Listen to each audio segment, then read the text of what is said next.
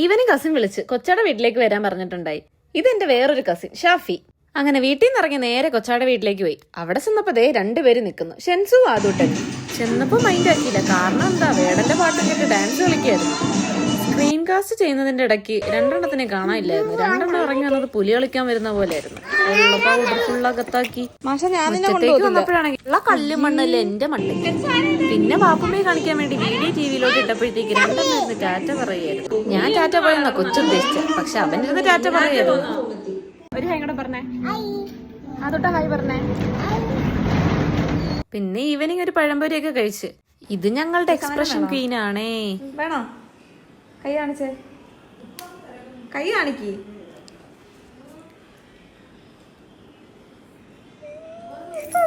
എന്താ